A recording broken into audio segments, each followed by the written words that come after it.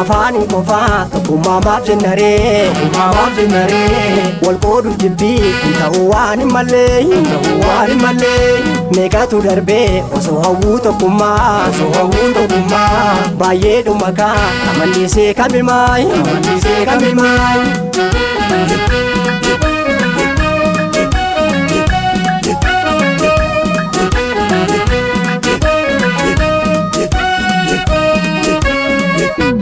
Mado yaadamii kiyya kutaadha waliin konnu nu hidda tokko nu amantaadha naddan baanu kutaa amantaana dabawuutu nu miidha yaacimsi nu meeme tokkummaa irratti jabaadha wal jibbin ta'uu maaluma wal jibbinaame cimsi tokkummaa yaalammi sana furmaadha nu hidda tokko yaalammi kiyya lakkiime cimsi tokkummaa yaalammi sana furmaadha Kanadiisi Afrikaa kunu fakkeenya cimsi tokkummaa yaalammi sana furmaata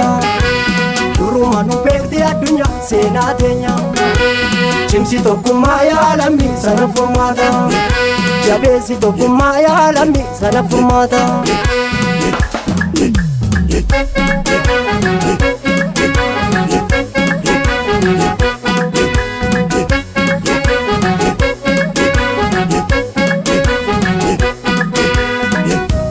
mitil manama wakayo jaba yalmana ya tokkummaa wayya waliinu galchi yaa rabbii kiyya waanuma maraaf tokkummaa wayya nu hidda tokko yaa lammii kiyya Malo wajibu isa malo wajibu isa mata tokkummaa jabeessa malo nasa takkutaane malo nasa keenya yoona lammii koo tokkummaa mata walii galaa saba koo tokkoota kanaaf faana lillee watwaata malo wajibu isa Malo wantu biisa mata tokkummaa jabeessa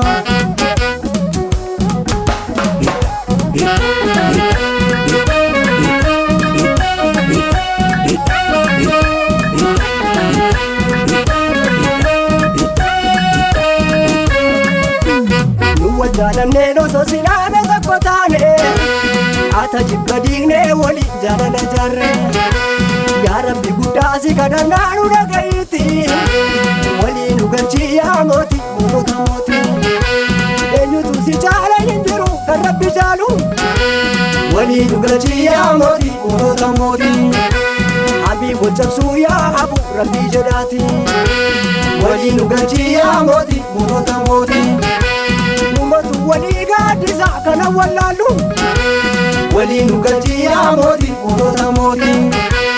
Walmiidhu fafaayaa qomo walisa kaallu waliinu galchi yaa mootii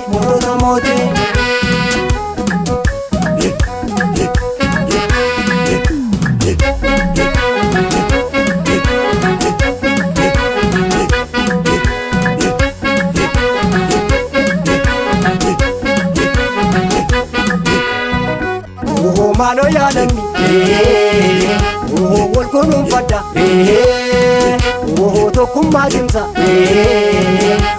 mee wal jaaladha kanaaf ananis faarsa tokkummaa kan walii gallu yerootu amma